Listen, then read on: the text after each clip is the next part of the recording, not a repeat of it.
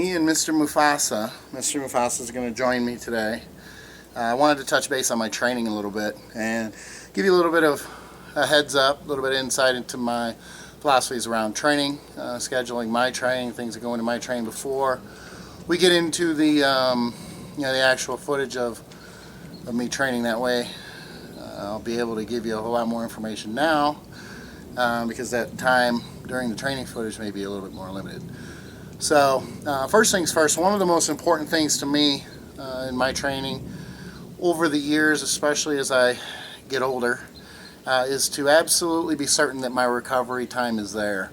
And I err on the side of always having, making sure that I have more recovery versus trying to cram in more training in a certain amount of time. So for the last 3-4 years, I have focused almost exclusively on only training each muscle group once a week.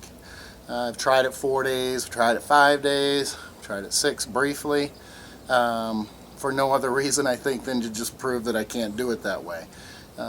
Every time I change things up, every time I go with more days, it always comes back to 3 days a week. For myself, speaking for me, that's when I'm going to recover the best, and I'm on what is essentially your classic old school push-pull and legs. On Mondays I prefer to do chest, shoulders, and triceps. Anybody who knows me and has spoken with me about my training or has trained with me throughout the years knows that I've always battled shoulder issues. Before I started training when I was younger, I was a catcher.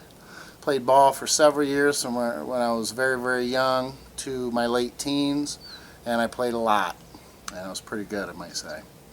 Anyway, my right shoulder, particularly the labrum, or the cartilage that surrounds the socket of the shoulder where the arm bone sets in, has been torn away.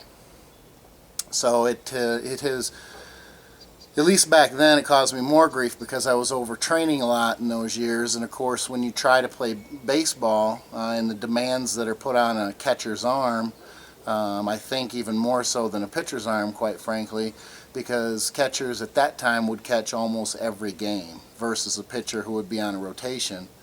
I was taking a pretty good beating, so it would constantly be inflamed. And if I probably had not been overtraining at that time so much as a teen, and I knew a little bit more then, like I do now, and the volume were a little bit lower, I probably wouldn't have been as abusive on my body, and my shoulder probably would have lasted a lot longer than it did.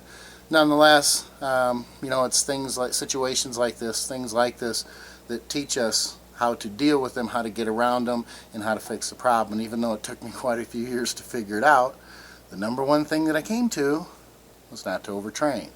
So there comes a point, I think, that volume training has its place, but volume training for the sake of just doing as many sets as you can really has no place in my opinion, and it certainly doesn't have any place in my training, so I guess I'll speak for myself.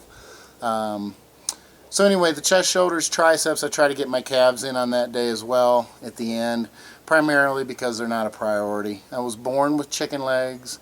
I had small calves and legs when I was younger, but after abusing my calves for years, they did grow quite well, actually.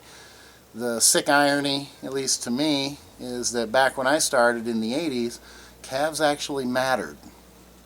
You had to have a good set of calves to be successful, and they really pushed that in competition. So I beat the piss out of them, got them to grow. It took years and years and many very uncomfortable reps and sets over the years, only to get to the point where in the mid-90s and later into the 90s, calves really don't matter like they used to. There are some really good physiques out there, even at the national level, and even a few pros, that their calves are just atrocious. They're so far behind the rest of their body, but yet they still win. So a bit of a sick irony, but at this point in the game I have no desire to make my calves much bigger than they are now, so they get trained at the end of chest, shoulders, and tries. Another reason that I don't do them, or I do them on that day as opposed to legs, is I have found that if I start my leg workout with training calves, I get a little shaky when it comes time to either squat or even leg presses, things like that. When you add in wrapping your knees, it gets even worse, because it becomes quite painful when your calves are pumped and the blood doesn't have anywhere to go. These days I do wrap my knees. I have to for the first compound set on legs, so I kind of ruled that out. Tried to do them at the end, but I found that the only thing I was getting at the end after training legs and then trying to do calves is I was cramping in my calves and couldn't get much of a pump. So chest, shoulders, tries, training shoulders, of course, after chest for me works very well. Yes, my poundages aren't up as much as they would be if I trained shoulders first, but training chest first allows me to completely warm up the shoulder area. And since I have done that sequence and had changed to training delts after chest years ago, I do not have any more shoulder issues, any shoulder pain, or even an imbalance of strength, which I did have at one point. So that's the first day. I train again on Wednesdays, and I split up my upper body with the leg day on Wednesday. So on Wednesdays I train quads, hams, and abs in that order. Of course, warming up, I laugh and say, for quads, it a lot of times takes me longer to warm up these days than it does to actually train my quads, because my knees are so sore. And I touched on that in the intro, just by making the point that repetition in and of itself, even when the reps are done correctly and flawlessly for that matter, repetition is degenerative. So it's a good thing to keep in mind. If you're watching this video and you're 21 years old, might not be a lot of information that you're going to pick up that will pertain to you now, but it will down the road. So if you're smart enough to pay attention to this video now, you will be able to walk away with some things that you make sure that your training is solid now, your mechanics are good, that you're thoroughly warming up. If there are exercises that bother a certain joint or just don't feel right, don't do them because you're supposed to do them. If squatting doesn't work, and you can legitimately say it just doesn't work, and you're not just being a big fat giant pussy and don't want to squat, then don't squat. Some people, because of the length of their legs or torso, or maybe they have back issues, whatever. There are some people that don't need to squat. There are legs out there, damn good legs, that have been grown without squatting. And I know that that's, oh my God, I can't, did Skip just say what I think he said? It does happen. In fact, it could be argued that those legs look even better without a big giant caboose of an ass behind it too, but I won't go there.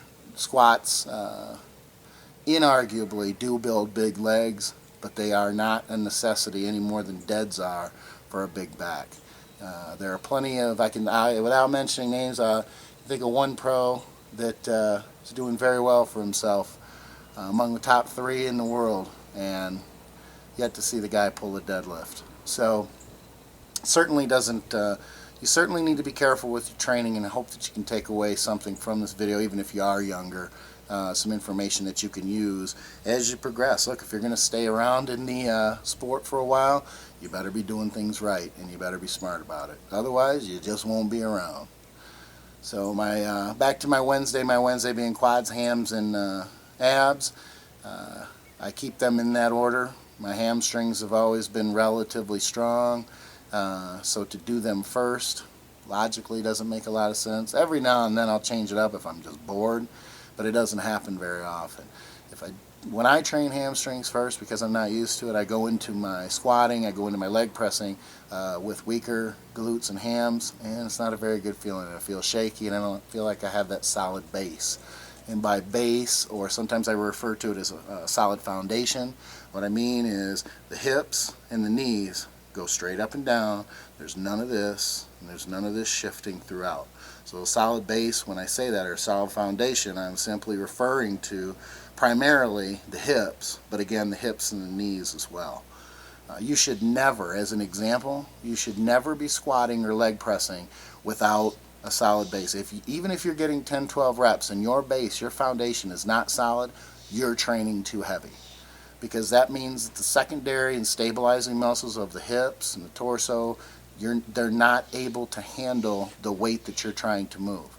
Quads might, hams might, glutes might, but those aren't usually the ones that can be pulled and the ones that lead to pretty good injuries. You have to train your secondary and stabilize your muscles just as importantly, and pay attention to them just as much as you are your prime movers as well.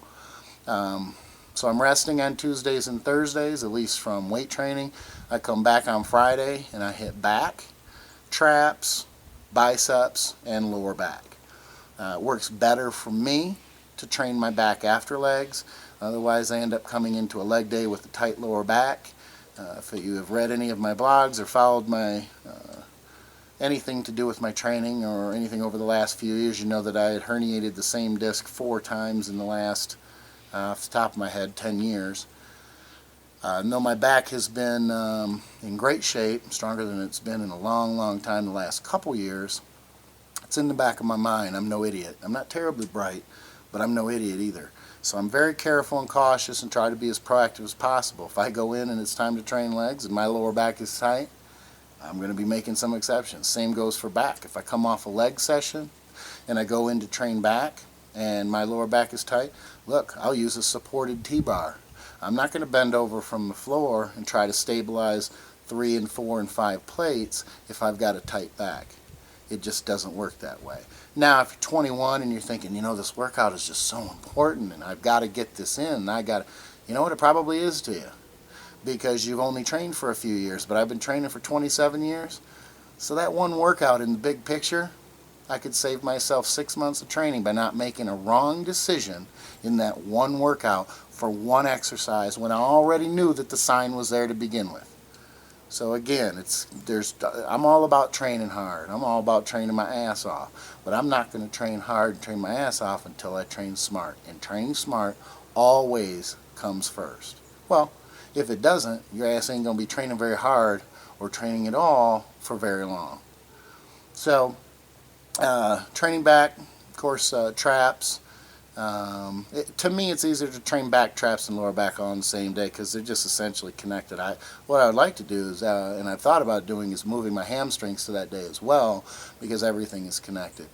It's just that I get so much hamstring involvement out of my leg training, and to just hit legs for quads and abs really makes the day for back, traps, bis, lower back, and hamstrings just a bit too much. That one isn't very fun in the few occasions that I've tried it. It's been a long time, so I thought I might try to come back to it, but we'll just have to see. For now, what I'm doing is working, and Mama said, you don't fix what ain't broke, so I'm not fixing it. And I think that hollering is my kids coming home from school, so you may well get an idea of how crazy and chaotic it gets if I don't finish up this segment in the next couple minutes. Anyway, biceps, of course, is a given on this day because of the push-pull system. To me, putting arms on a different day, putting biceps on a different day than back, and putting triceps on a different day than chest is asking for overtraining. Just real quick, I do want to touch on another reason for that, and I've spoken with many clients on this, and I've changed their training so many times when their arms aren't growing and had this work that it's almost silly.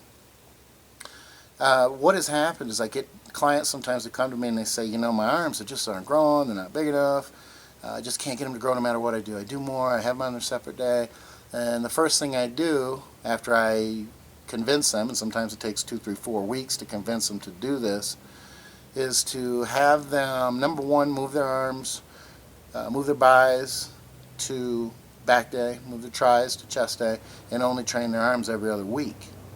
And that's under the premise that when you train chest and shoulders, your triceps are getting hammered.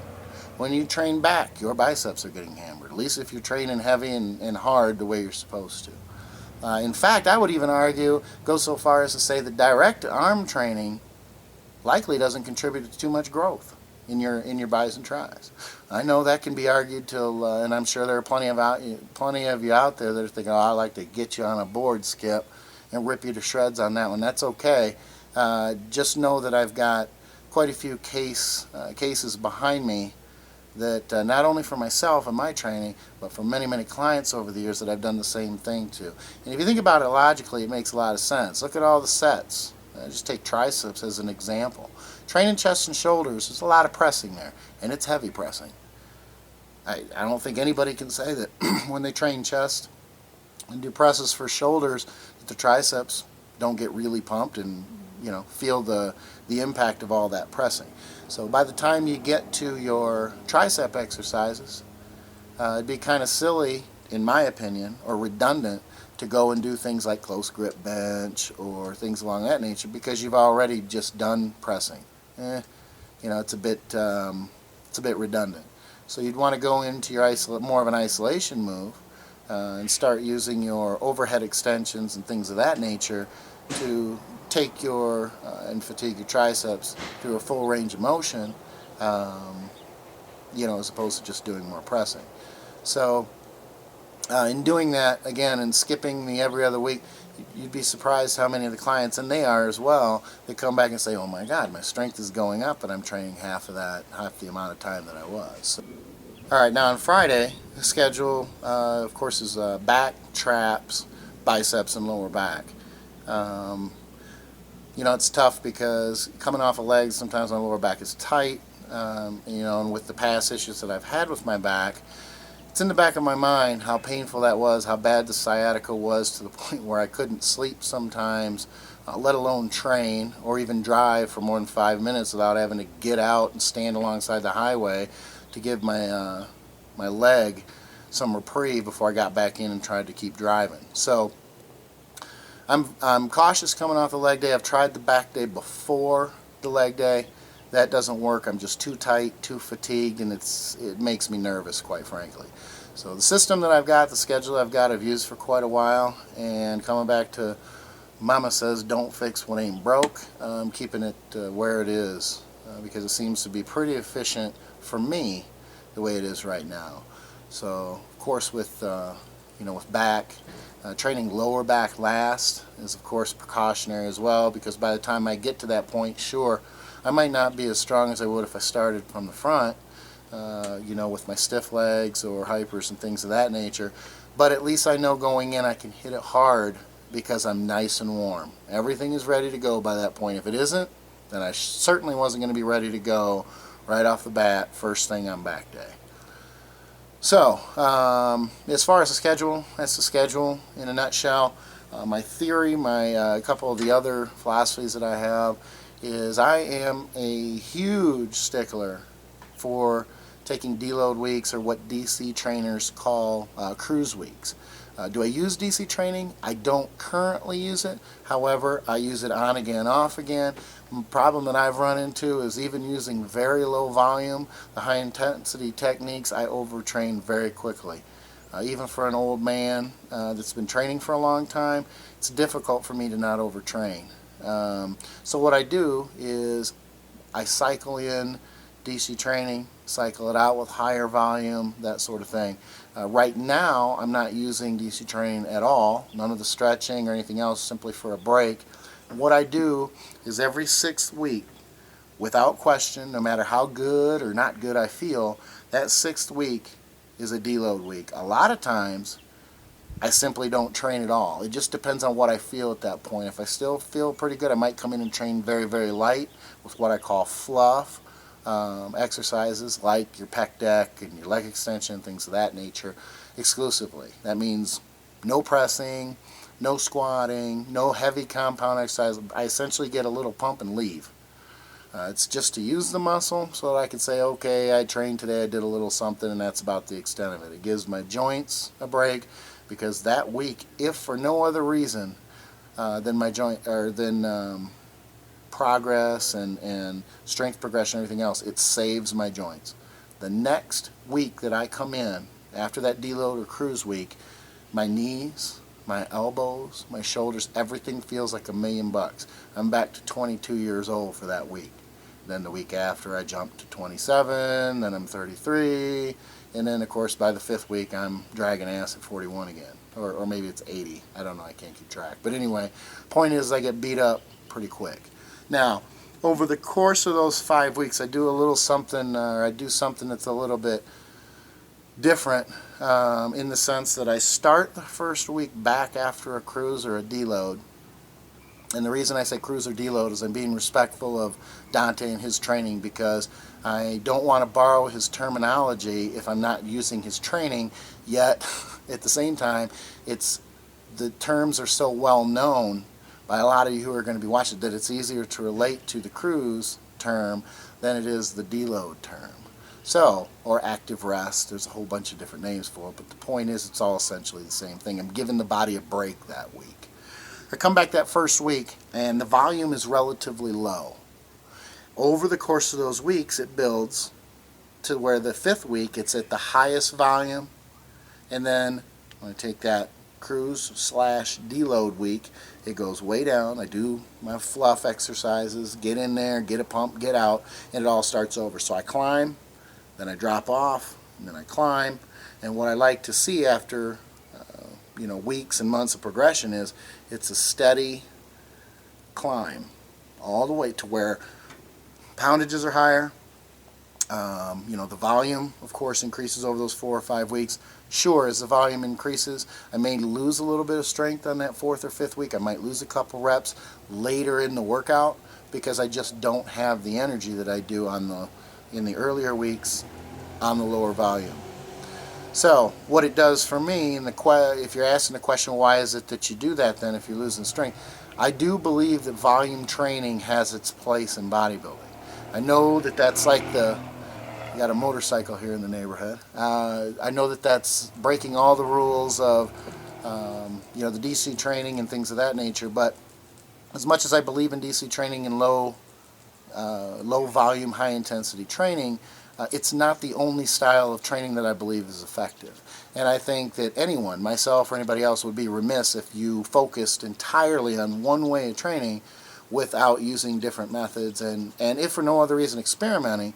But I also believe that there are other methods. Volume training, short term, can be beneficial, in my opinion, for a lot of people that may well progress very, very well on the high intensity, low volume training as well. So it also keeps your mind fresh, quite frankly, because you're not doing the same thing. I know one of the things I find difficult when I DC train for any length of time is psychologically it really plays with your mind a little bit, because you start going into the gym going, you know what, I don't know how I did X amount of reps with that weight last time. How in the hell am I going to do it this time?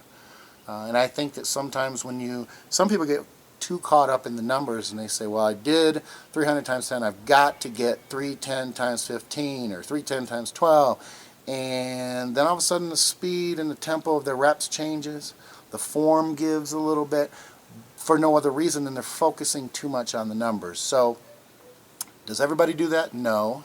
So I'm not saying that, I guess I'm making the point and giving an example of, I don't like to come into the gym thinking, okay, all I have to do is get to this amount of reps. No matter what, I got to get there. So what it does is psychologically changing the training around for different styles gives me a break and keeps me fresh after, it's hard to stay excited sometimes when you've trained for so many years and you've done some of these weights, for many years and that sort of thing. There isn't a whole lot of growing left here in my tank, quite frankly, at 40 and 41 years old. Am I going to continue to progress, and am I progressing now? Absolutely. But it's not at the rate that I did when I was younger, in my 20s and into my 30s, and it's not at the rate that the 20-something kids who are just starting out and only have 4 and 5 years under their belt training next to me are growing as well. So again, it comes back to being smart, comes back to training smart and then training hard, in that order. So as far as that's a little bit of the structure of how I put together my not only my weekly schedule, but my schedule over the course of what is essentially a cycle or periodization, whatever label you want to put on it. So as far as that goes, that should give you pretty good insight before we get into the training footage, so that when you're watching the footage you already have a heads up and you know a little bit more what's going on. And of course I will give my opinion on the exercise that I'm doing, the exercise selection, how many exercises, my rep ranges and things of that nature when we get into the training footage itself. So we'll get to that. That's coming up next.